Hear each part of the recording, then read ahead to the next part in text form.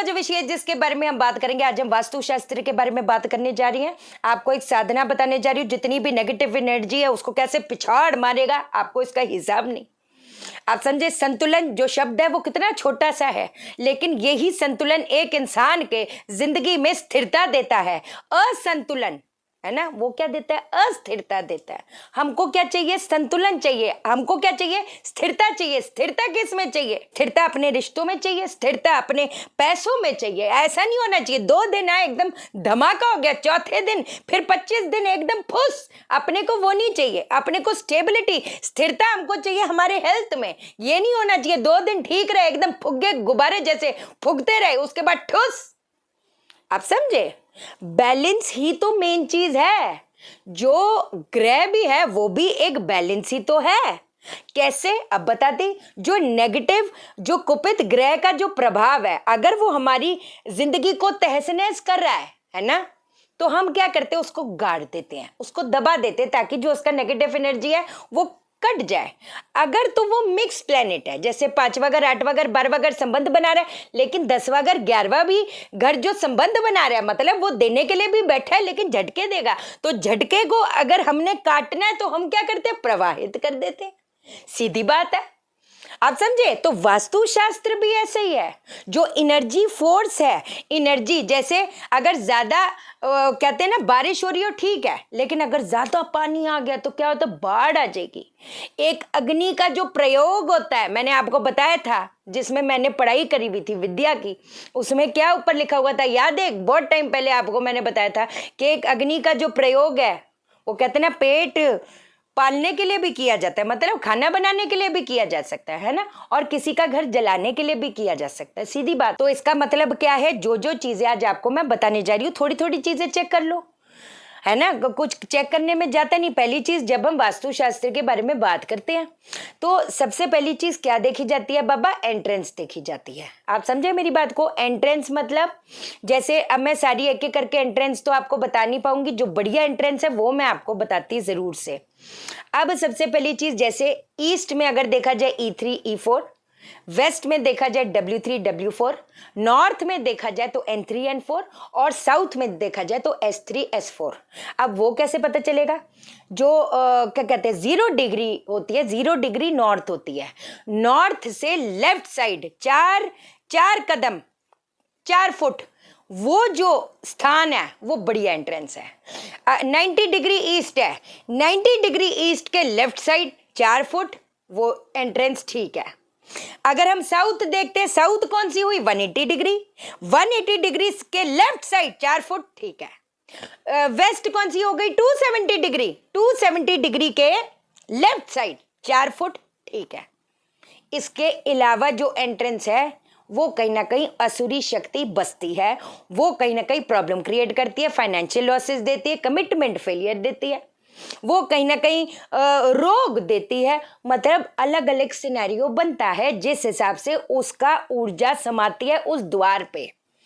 दूसरी चीज जो सबसे ज्यादा जरूरी होती है, हमारे टॉयलेट। देखो अब कितने लोग बोलते हैं, और ये फैक्ट है, ईस्ट में बनाओगे तो सोशल कनेक्शन कटेंगे, नॉर्थ में बनाओगे तो अपॉर्चुनिटी चली जाएगी, साउथ में बनाओगे तो फेम नहीं मिलेगा। सीधी बात है। वेस्ट में अब अगर टॉयलेट बनाओगे तो फिर एक्सपेंशन इन करियर नहीं मिल पाएगा, बिजनेस नहीं मिल पाएगा, ग्रोथ नहीं हो पाएगी करियर की। बात फैक्ट है। वेस्ट साउथ वेस्ट में बनाओगे तो कहीं ना कहीं वो कहते हैं ना सारी जितनी सेविंग्स है वो कहीं ना कहीं डूबती चली जाएगी, बर्बादी के टुवर्ड्स जाएगी, वेस्ट में जाएगी, बच्चे का दिमाग कचरा हो जाएगा। मतलब क्या करें हम? ये बात तो फैक्ट है। साउथ ईस्ट में बनाओगे तो क्या पैसा आएगा, पर पैसा वो कहते हैं ना शाइना जी पैसा तो जा कर है। बात फैक्ट है, बात फैक्ट है, लेकिन उसकी भी अलग अलग ट्रीटमेंट होती है जो मैंने पहले वीडियोस में चेक करी हुई है। अब कितने लोग पूछते हैं कंस्ट्रक्शन करानी है कि जी हम टॉयलेट बनाए होए तो होए कहाँ? देखो साउथ ऑफ साउथ वेस्ट जो होता है वो होता है डिस्पोजल का जोन है, वो ठीक है। दूसरा जो west zone for toilet is west north west. वो किसका होता है? डिटॉक्सिफिकेशन का होता है। यहां पर अगर किसी इंसान, कोई भी इंसान अगर सोता होएगा, वो लिख के ले लो, डिप्रेशन की दवाइयां, नशे, मतलब आप हिसाब नहीं लगा सकते उसकी जो मेंटल स्टेट होगी। हालांकि उसकी पत्री कितनी भी जबरदस्त हो, ये कहीं ना कहीं उसको दिक्कतें आएंगी। मैं आपको एक छोटी सी चीज बताऊं, हमेशा मैं छोटी छोटी चीजें बताने की कोशिश करती हूँ। बृहस्पति को ना कायम जरूर घर पे करना चाहिए। कैसे करोगे? जिन्होंने करे हैं उनको कितना ज्यादा अच्छा फर्क दिखा है। अपने घर के गमलों में आपने थोड़ी सी हल्दी की गांठें दबानी है।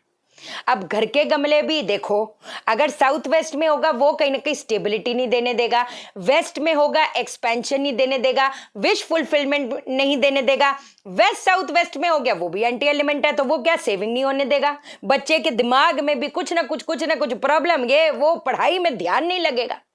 अगर नॉर्थ वेस्ट में होगा स्किन रिलेटेड इश्यूज देगा और उसके साथ साथ सपोर्ट लोगों से लेने नहीं देगा। तो अब जो जहां पर पौधे हम लगा सकते हैं वो कौन सा जोन है? वो नॉर्थ ईस्ट है, वो ईस्ट है और वो क्या कहते हैं नॉर्थ है। लगा सकते हैं, पौधे लगा सकते हैं, लेकिन कई लोग जैसे खेती बाड़ी करनी होती है ना, क्योंकि कितने लोग जो फार्मर्स हैं ये वो करके, पुणे में भी आपको पता ही है, मैं वास्तु विजिट के लिए जाती हूँ है ना, उन्होंने प्रॉपर अपनी फैक्ट्री बनाई होती है, वो बनानी होती है, या मतलब कैटल वगैरह वो सब गाय भैंसे वगैरह रखनी होती है, फिर वो कुछ कुछ चीजें चेंज हो जाती हैं। हर चीज हर एक इंसान को सूट नहीं करता।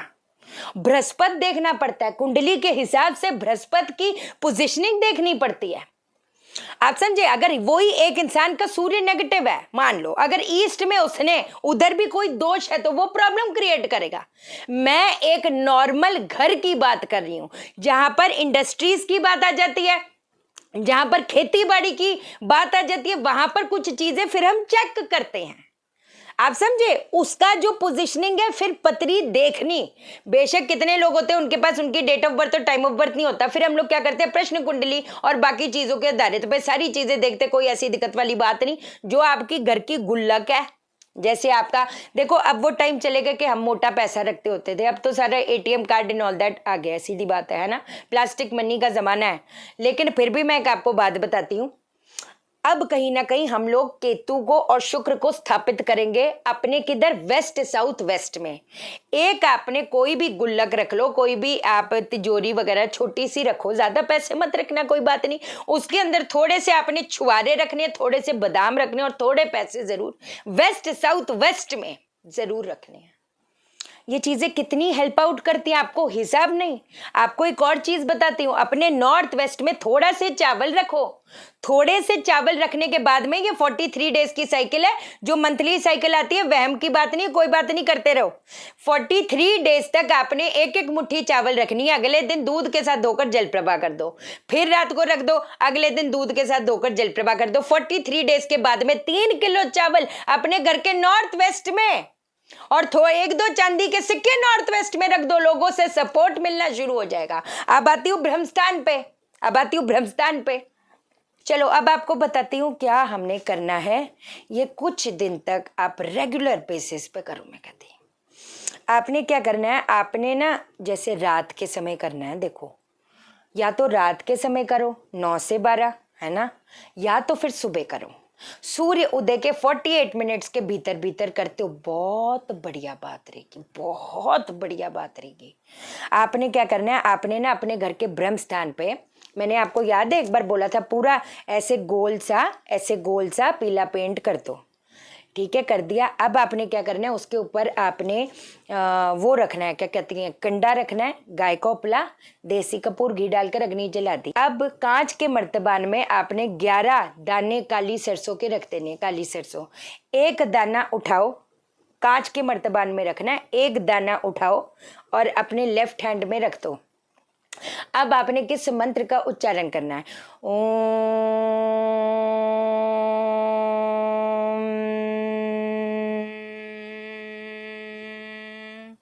रुद्राय नमः, ओम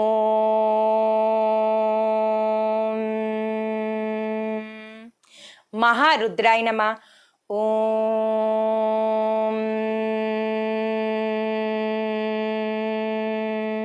अब सुनो, हंग संग अंग हंग संग फट स्वाहा। ये आपने ये एक ही है, एक ही मान के चलना है। एक राई की ली और अग्नि में प्रज्वलित कर दी, फिर आपने दूसरी राई उठाई, सेम प्रोसीजर, एक बार ओम रुद्राय नमः, एक बार ओम महारुद्राय नमः। देखो मैं ओम भी बोल सकती थी पर मैंने ओम को खींचा है। जैसे बता रही हूँ वैसे ही करोगे तो बात बनेगी। अपने हिसाब से करोगे तो फिर अपने हिसाब से कर लो बाबा, फिर क्या फायदा, मेरा भी बताने का कोई मतलब नहीं ना। हर चीज अगर बोलती हूँ ऐसे कर ले, नहीं मैम ऐसे कर ले। बाबा मैंने घर पे थोड़ा बनाए हैं, आप खुद बताओ, बुरा मत मानना। लेकिन पता कुछ भी बोलूं, मैम हम ऐसे नहीं ऐसे कर लें, क्या फायदा। मैं जैसे बताती ना आप वैसे करो, नहीं तो मत करो। कसम से मैं कितनी चीजें और बता सकती हूँ, जो कर सकते वो करो, कोई बात नहीं कोई बात नहीं, ठीक है। फिर आपने दूसरा ऐसे करते करते 11 राई आपने उसके अंदर डाल देनी है। अब आपने पता क्या करना है, एक नींबू लेना है, नींबू को आपने नीचे से जुड़ा हुआ छोड़ देना है, उसको ऐसे 4 हिस्सों में कर देना है। अब वो जलता रहेगा, उसको जलने दो। आपने पूरे घर का एक चक्कर काटना है। अब वो तब तक भस्म भी ठंडी हो जाएगी। अब आप क्या करोगे, ये सारी उसको पैकेट में डाल देना भस्म को, और ये नींबू अपने साथ लेके जाना घर के बाहर कहीं पर भी, थोड़ा गड्ढा खोल देना, उसके अंदर भस्म डालना और उसके अंदर जो नींबू है उसके ऊपर रख देना और वापस आ जाना। मुड़ के मत देखना, मुड़ के मत देखना। इसको लगातार लगातार अगर 41 डेज तक कर दिए, 41 डेज इसलिए करी क्योंकि मुझे पता है अब करो ना करो कोई बात नहीं, जो 41 डेज कर लेते हैं फिर थोड़ा गैप दे दो, फिर से रिपीट कर दो। ये जो साधनाएं होती है ना उसमें बहुत दम है। अब आप पूछोगे वो पीले उसका क्या करें, उसको रहने दो, वो तो ब्रह्मस्थान है बाबा, वो तो बढ़िया वे में काम करेगा। क्योंकि मुझे आपके घर का वास्तु नहीं पता, बट कुछ कुछ चीजें तो हम करें जो कहीं ना कहीं हमको राहत है। अब हम एंटी कलर्स वगैरह के भी बारे में बात करेंगे, बट अगली वीडियो में करेंगे, कोई ऐसी बात नहीं, ठीक है। एस्ट्रो वास्तु प्रोफेशनल कोर्स की रजिस्ट्रेशन ऑन है। अच्छा, मेरा इंस्टाग्राम हैंडल एक ही है, शाइना सेठ _ऑफिशियल। ऑफिकल भी कोई फेक बंदा है, कसम से वो मैं नहीं हूं। और आरिका मारवा _अंतर्मन हीलिंग, इसके अलावा भी कोई नहीं है, सीधी बात है। मेरा एक ही नंबर है जो इस पे है, ठीक है। चैनल को सब्सक्राइब करो, मेरा दिल अपने दिल से जोड़ दो, वीडियो को लाइक करो, शेयर करो, इसलिए करो सबकी जिंदगी ठा हो जाए। ओके देन, बाय बाय, नमस्कार।